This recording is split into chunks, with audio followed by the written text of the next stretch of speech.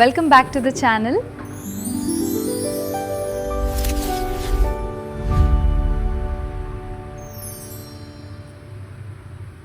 ಬನ್ನಿ video start ಮಾಡೋಕ್ಕಿಂತ ಮುಂಚೆ ಇನ್ನು ನಮ್ಮ ಚಾನಲ್ನ ಯಾರ್ಯಾರು ಸಬ್ಸ್ಕ್ರೈಬ್ ಮಾಡ್ಕೊಂಡಿಲ್ಲ ದಯವಿಟ್ಟು ಸಬ್ಸ್ಕ್ರೈಬ್ ಮಾಡಿಕೊಂಡು ಬೆಲ್ ಐಕನ್ನ ಕ್ಲಿಕ್ ಮಾಡಿ ಆಲ್ ಅಂತ ಸೆಲೆಕ್ಟ್ ಮಾಡಿ ನಾನು ಹಾಕೋ ಪ್ರತಿಯೊಂದು ನೋಟಿಫಿಕೇಷನ್ ನಿಮಗೆ ಬರುತ್ತೆ.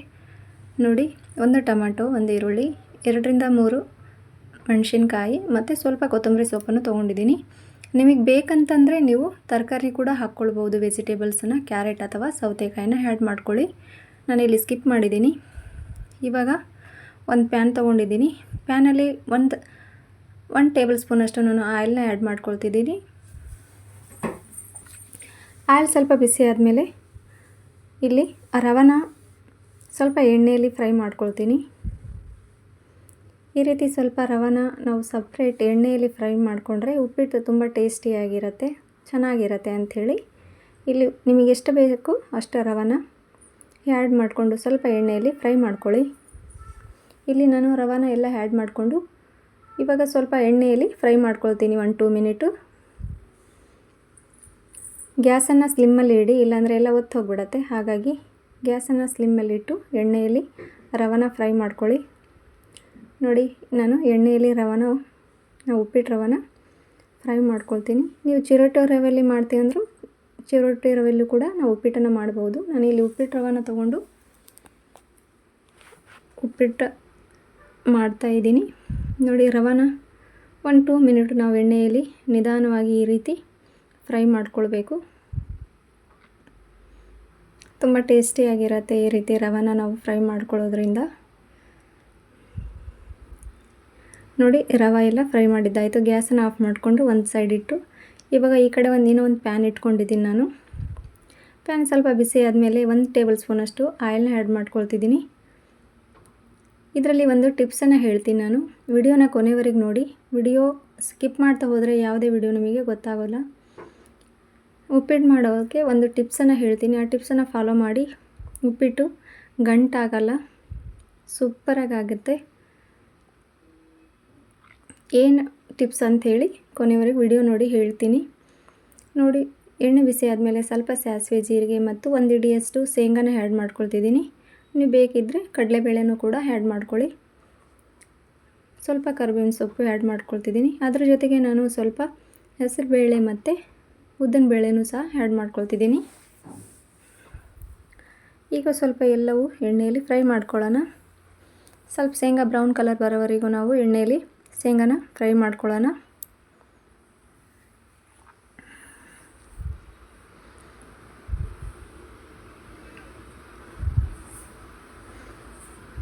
ನೋಡಿ, ಈ ರೀತಿ ಸ್ವಲ್ಪ ಎಣ್ಣೆಯಲ್ಲಿ ಶೇಂಗಾ ಬ್ರೌನ್ ಕಲರ್ ಬರೋವರೆಗೂ ನಾವು ಎಣ್ಣೆಯಲ್ಲಿ ಫ್ರೈ ಮಾಡ್ಕೊಳ್ಬೇಕು. ಇವಾಗ ನಾನು ಕಟ್ ಮಾಡಿ ಇಟ್ಕೊಂಡಿರೋ ಈರುಳ್ಳಿ ಮತ್ತು ಮೆಣಸಿನ್ಕಾಯಿನ ಆ್ಯಡ್ ಮಾಡ್ಕೊಳ್ತಿದ್ದೀನಿ. ಇದು ಕೂಡ ಅಷ್ಟೇ, ಈರುಳ್ಳಿದೆಲ್ಲ ಹಸಿ ಸ್ಮೆಲ್ ಹೋಗೋವರೆಗೂ ನಾವು ಎಣ್ಣೆಯಲ್ಲಿ ಫ್ರೈ ಮಾಡ್ಕೊಳ್ಬೇಕು.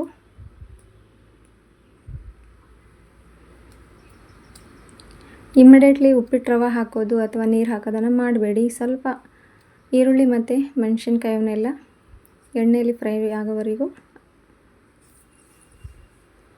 ಇವಾಗ ನಾನು ರುಚಿಗೆ ತಕ್ಕಷ್ಟು ಉಪ್ಪನ್ನು ಆ್ಯಡ್ ಮಾಡ್ಕೊಳ್ತಿದ್ದೀನಿ. ಇವಾಗ ಉಪ್ಪು ಜೊತೆ ಈರುಳ್ಳಿ ಮತ್ತು ಮೆಣಸಿನ್ಕಾಯಿನ ನೀಟಾಗಿ ಮಿಕ್ಸ್ ಮಾಡ್ಕೊಳ್ಳೋಣ. ಈರುಳ್ಳಿ ಸ್ವಲ್ಪ ಬ್ರೌನ್ ಕಲರ್ ಬರೋವರೆಗೂ ಎಣ್ಣೆಯಲ್ಲಿ ಫ್ರೈ ಆಗಲಿಕ್ಕೆ ಬಿಡೋಣ. ನಾನು ಹೇಳೋ ಈ ಟಿಪ್ಸನ್ನು ಫಾಲೋ ಮಾಡಿ ಉಪ್ಪಿಟ್ಟು ಯಾವುದೇ ರೀತಿ ಗಂಟಾಗೋದಾಗಲಿ ಏನೂ ಆಗಲ್ಲ, ತುಂಬ ಚೆನ್ನಾಗಾಗತ್ತೆ. ಇವಾಗ ಟೊಮೆಟೊ ಹಣ್ಣನ್ನು ಆ್ಯಡ್ ಮಾಡ್ಕೊಳ್ತಿದ್ದೀನಿ. ಟೊಮೆಟೊ ಸ್ವಲ್ಪ ಎಲ್ಲ ಮೆತ್ತಗಾಗೋವರೆಗೂ ನಾವು ಫ್ರೈ ಮಾಡ್ಕೊಳ್ಳೋಣ.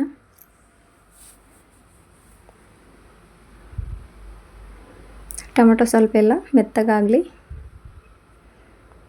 ನಿಮಗೆ ಬೇಕಂದರೆ ಕ್ಯಾರೆಟ್ ಅಥವಾ ಬೀನ್ಸ್, ಸೌತೆಕಾಯಿ ಇವೆಲ್ಲ ವೆಜಿಟೇಬಲ್ಸ್ನ ಆ್ಯಡ್ ಮಾಡ್ಕೊಳ್ಬೋದು. ಇಲ್ಲಿ ನಾನು ಸ್ಕಿಪ್ ಮಾಡಿದ್ದೀನಿ, ಸಿಂಪಲ್ಲಾಗಿ ತೋರಿಸ್ತಾ ಇದ್ದೀನಿ. ಒಂದು ಟೊಮೆಟೊ, ಮೆಣಸಿನ್ಕಾಯಿ ಮತ್ತು ಈರುಳ್ಳಿನ ಅಷ್ಟೇ ಆ್ಯಡ್ ಮಾಡ್ಕೊಂಡಿದ್ದೀನಿ. ಸಿಂಪಲ್ಲಾಗಿ ತೋರಿಸ್ತಾ ಇದ್ದೀನಿ ನಾನು. ಕೆಲವೊಬ್ಬರಿಗೆ ಜಾಸ್ತಿ ವೆಜಿಟೇಬಲ್ಸ್ ಎಲ್ಲ ಹಾಕಿಬಿಟ್ರೆ ತಿನ್ನಲಿಕ್ಕಾಗಲ್ಲ. ಇವಾಗ ನೋಡಿ, ಎಲ್ಲ ಮೆತ್ತಗಾಗಿದೆ ಟೊಮೆಟೊ ಹಣ್ಣು. ಉಪ್ಪಿಟ್ಟು ರವೆ ಎಷ್ಟು ತೊಗೊಂಡಿದ್ದೀರೋ ಅದನ್ನು ನೋಡಿಕೊಂಡು ನೀರನ್ನೇ ಆ್ಯಡ್ ಮಾಡ್ಕೊಳ್ಳಿ. ನೋಡಿ, ನಾನು 1 ಲೋಟದಷ್ಟು ನೀರನ್ನೇ ಆ್ಯಡ್ ಮಾಡಿಕೊಂಡು ನೀಟಾಗಿ ಮಿಕ್ಸ್ ಮಾಡ್ಕೊಳ್ತಿದ್ದೀನಿ. ಇವಾಗ ಇದ್ರ ಮೇಲೆ ನಾನು ಸ್ವಲ್ಪ ಕೊತ್ತಂಬರಿ ಸೊಪ್ಪನ್ನು ಆ್ಯಡ್ ಮಾಡ್ಕೊಳ್ತೀನಿ. ಇವಾಗ ಆ್ಯಡ್ ಮಾಡ್ಕೊಳ್ತೀನಿ. ಉಪ್ಪಿಟ್ಟು ಲಾಸ್ಟಿಗೆ ಆ್ಯಡ್ ಮಾಡಿಕೊಂಡ್ರೆ, ಕೊತ್ತಂಬರಿ ಸೊಪ್ಪು ಆ್ಯಡ್ ಮಾಡಿಕೊಂಡ್ರೆ ನನ್ನ ಮಕ್ಕಳು ತಿನ್ನಲ್ಲ. ಹಾಗಾಗಿ ಮಧ್ಯದಲ್ಲೇ ನಾನು ಕೊತ್ತಂಬರಿ ಸೊಪ್ಪನ್ನು ಆ್ಯಡ್ ಮಾಡ್ಕೊಳ್ತೀನಿ. ನೀವು ಬೇಕಿದ್ದರೆ ಲಾಸ್ಟಿಗೆ ಆ್ಯಡ್ ಮಾಡ್ಕೊಳ್ಳಿ. ಇವಾಗ ಒಂದು 5 ಮಿನಿಟು ನಾನು ಮುಚ್ಚಿಡ್ತಾ ಇದ್ದೀನಿ. ಕುದಿ ಬರೋವರೆಗೂ ನಾವು ಉಪ್ಪಿಟ್ಟು ರವಾನ ಆ್ಯಡ್ ಮಾಡ್ಕೊಳ್ಬಾರ್ದು, ಅಥವಾ ನೀರು ಹಾಕಿದ ತಕ್ಷಣ ಉಪ್ಪಿಟ್ಟು ರವಾನ ಆ್ಯಡ್ ಮಾಡ್ಕೊಳ್ಬೇಡಿ. ಸ್ವಲ್ಪ ಕುದಿ ಬರಲಿ ನೀರು, ಆಮೇಲೆ ಆ್ಯಡ್ ಮಾಡಿಕೊಂಡ್ರೆ ಚೆನ್ನಾಗಿರುತ್ತೆ. ನೋಡಿ ಆಗ್ತಾಯಿದೆ, ಚೆನ್ನಾಗಿರುತ್ತೆ. ಕೆಲವರು ಉಪ್ಪಿಟ್ಟು ಮಾಡಿದರೆ ಗಂಟಾಗತ್ತೆ, ಉಪ್ಪಿಟ್ಟು ಮಾಡೋದು ಕಷ್ಟ ಅಂತಾರೆ. ಆದರೆ ಉಪ್ಪಿಟ್ಟು ಮಾಡೋದು ತುಂಬಾ ಸುಲಭ, ಈಸಿಯಾಗಿ ಮಾಡ್ಕೊಳ್ಬೋದು. ತೋರಿಸ್ತೀನಿ ನೋಡಿ. 3/4% ಆಲ್ರೆಡಿ ತರಕಾರಿ ಎಲ್ಲ ಬೆಂದಿದೆ. ಇನ್ನೂ ಒಂದು 1/4% ಬೆಂದರೆ ಆಯಿತು. ಒಂದು 10 ಮಿನಿಟ್ಸಲ್ಲಿ ನಾವು ಉಪ್ಪಿಟ್ಟು ಪಟ ಅಂಥೇಳಿ ರೆಡಿ ಮಾಡ್ಕೊಳ್ಬೋದು. ಆದರೆ ಯಾವುದೇ ಅಡುಗೆ ಮಾಡುವಾಗ ನಮಗೆ ಸ್ವಲ್ಪ ತಾಳ್ಮೆ ಇರಬೇಕಷ್ಟೇ, ಎಲ್ಲ ಪರ್ಫೆಕ್ಟಾಗಿ ಆಗುತ್ತೆ. ಇವಾಗ ಇನ್ನೂ ಒಂದು 2 ಮಿನಿಟು ನಾನು ಮುಚ್ಚಿಡ್ತಾ ಇದ್ದೀನಿ.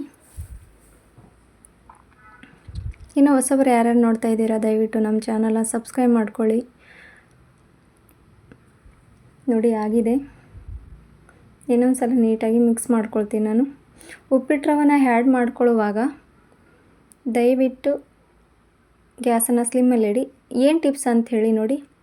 ಸ್ವಲ್ಪ ನಾವು ಉಪ್ಪಿಟ್ಟು ರವೆ ಹಾಕೋಕ್ಕಿಂತ ಮುಂಚೆ ಒಂದು ಸಣ್ಣ ಸ್ಪೂನ್ ಇರುತ್ತಲ್ಲ, 1 ಟೇಬಲ್ ಸ್ಪೂನಷ್ಟು ನಾವು ಸ್ವಲ್ಪ ಒಂದು 3-4 ಡ್ರಾಪಷ್ಟು ಆಯಿಲ್ನ ಆ್ಯಡ್ ಮಾಡಿಕೊಂಡು ಆಮೇಲೆ ರವೆ ಹಾಕ್ಕೊಂಡ್ರೆ ಯಾವುದೇ ಥರ ಗಂಟಾಗೋದಾಗಲಿ ಏನೂ ಆಗಲ್ಲ. ಅದೇ ಟಿಪ್ಸ್ ನೋಡಿ.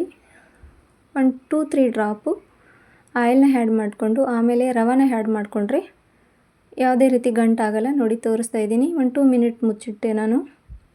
ನೋಡಿ ಪರ್ಫೆಕ್ಟಾಗಿ ಆಗುತ್ತೆ ಉಪ್ಪಿಟ್ಟು, ಸೂಪರಾಗಿ ಬಂದಿದೆ. ಹೇಗೆ ಬಂದಿದೆ ಅಂಥೇಳಿ ಕಮೆಂಟ್ ಸೆಕ್ಷನಲ್ಲಿ ಕಮೆಂಟ್ ಹಾಕಿ.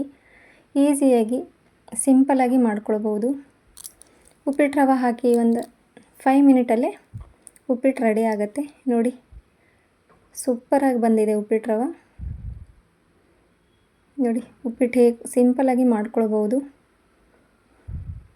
ಯಾವುದೇ ಗಂಟಾಗಲಿ ಏನೂ ಆಗಲ್ಲ. ವಿಡಿಯೋ ಇಷ್ಟ ತಂದರೆ ಲೈಕ್ ಮಾಡೋದನ್ನು ಮಾತ್ರ ಮರಿಬೇಡಿ. ಸಿಂಪಲಾಗಿ ತೋರಿಸಿದ್ದೀನಿ. ನಮ್ಮ ವಿಡಿಯೋ ಇಷ್ಟ ತಂದರೆ thank you so much watch ಮಾಡಿದ್ದಕ್ಕೆ.